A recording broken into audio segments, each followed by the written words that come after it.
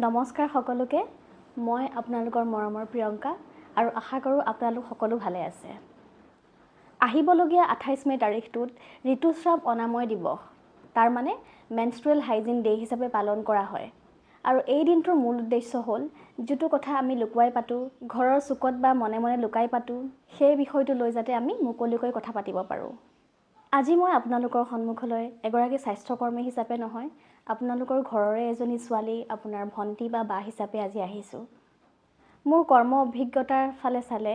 যেতিয়া মই দেখা পাওঁ কিছুমান কথা যেতিয়া খুচৰি চাওঁ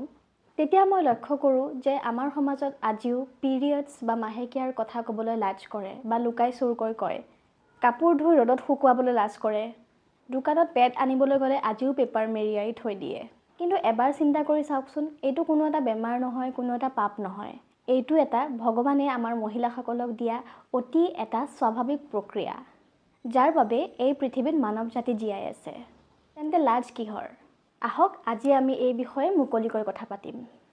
গতিকে প্ৰথম কথা হ'ল মাহেকীয়া সময়ছোৱাত চাফ চিকুণতা কেনেকৈ ৰাখিব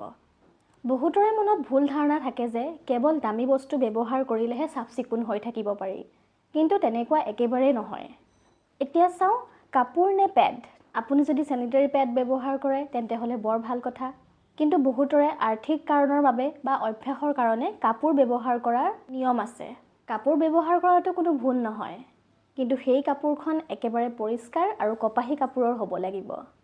আটাইতকৈ ডাঙৰ ভুল আমাৰ গাঁৱে ভুৱে বা চহৰত আমাৰ ছোৱালীবোৰে কি কৰে মাহেকীয়াত ব্যৱহাৰ কৰা কাপোৰখন ঘৰৰ একেবাৰে চুকত বা এন্ধাৰ বাথৰুমত লুকুৱাই শুকুৱায়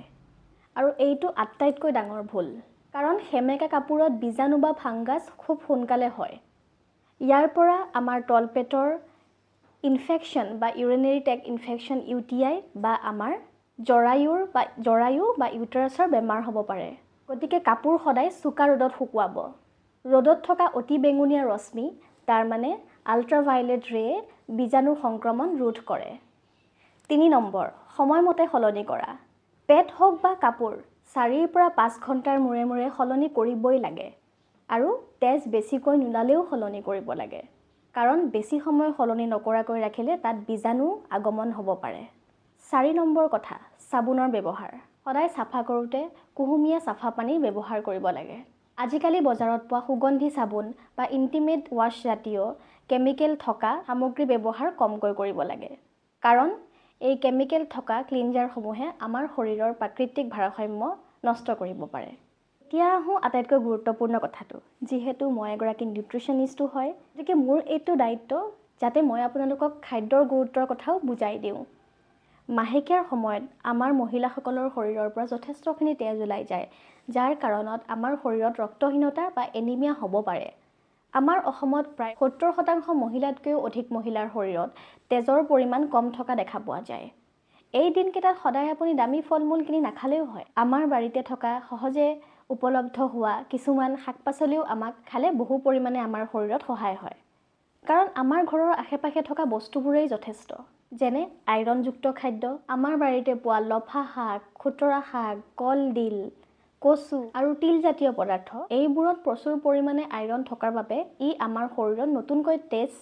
প্ৰডাকশ্যন হোৱাত সহায় কৰে এতিয়া আহোঁ ভিটামিন চি কেৱল আইৰণ খালেই নহ'ব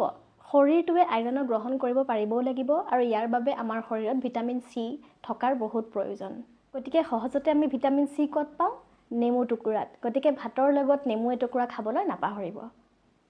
বিষ কমাবলৈ কি কৰিব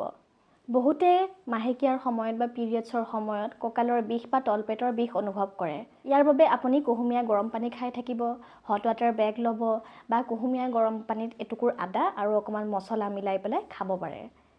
আৰু পানী খোৱাটো অত্যন্ত জৰুৰী এই সময়ছোৱাত শৰীৰত পানীৰ কমি হ'বলৈ নিদিব দিনটোত অন্ততঃ 2.5 to 3 লিটাৰলৈকে পানী খাব তেতিয়া ই আপোনাৰ শৰীৰত বিষ বা ভাগৰুৱা ভাৱ বহুত কমাই ৰাখিব ভিডিঅ'টোৰ শেষত মই আমাৰ ঘৰৰ মা দেউতা ভাই ভনী আৰু স্বামীসকলক এটাই অনুৰোধ কৰোঁ মাহেকীয়া অকল এগৰাকী ছোৱালী বা এগৰাকী মহিলাৰে কথা নহয় ই গোটেই পৰিয়ালটোৰ স্বাস্থ্যৰ সৈতে জড়িত যেতিয়া আপোনাৰ জীয়ৰী বা পত্নীৰ মাহেকীয়া হয় তেওঁলোকক অলপমান মানসিক সঁহাৰি দিয়ক তেওঁলোকক গধুৰ কাম কৰিবলৈ নিদি অলপমান জিৰণি ল'বলৈ দিয়ক আৰু মাকসকলে ঘৰৰ কণমানিজনী প্ৰথম পিৰিয়ড বা মাহেকীয়া হোৱাৰ আগতেই তেওঁক মেনষ্ট্ৰুৱেশ্যনৰ ওপৰত বা মাহেকীয়াৰ ওপৰত কিছুমান নলেজ বা জানিবলগীয়া কথা কৈ থওক যাতে তেওঁ প্ৰথম মাহেকীয়া দেখি ভয় নাখায়। আহক আজি এই মেনষ্ট্ৰুৱেশ্যন হাইজিন ডেত আমি চবেই মিলি এক প্ৰতিজ্ঞা কৰোঁ। আৰু সেই প্ৰতিজ্ঞা হ'ল আমি লাজ এৰিম, আমি স্বাস্থ্যক অগ্ৰাধিকাৰ দিম আৰু আমাৰ সমাজখনক এখন পিৰিয়ড ফ্ৰেণ্ডলি সমাজ হিচাপে গঢ়ি তুলিম। ভিডিঅ'টো কেনেকুৱা পালে কমেণ্ট কৰি জনাব। যদি কথাবোৰ ভাল লাগিছে বা তথ্যবোৰ আপোনালোকৰ ভাল লাগিছে তেন্তে আপোনাৰ চিনাকি আন এগৰাকী মহিলা বা বন্ধুৰ সৈতে শ্বেয়াৰ কৰিবলৈ নাপাহৰিব, কাৰণ আপোনালোকৰ এটা শ্বেয়াৰে কাৰোবাৰ স্বাস্থ্যৰ সলনি কৰি দিব পাৰে। আজিলৈ আহোঁ, পৰৱৰ্তী ভিডিঅ'ত আকৌ এনেকুৱা স্বাস্থ্য সম্পৰ্কীয় ভিডিঅ' লৈ লগ পাম আৰু কথা পাতিম। ধন্যবাদ, নমস্কাৰ।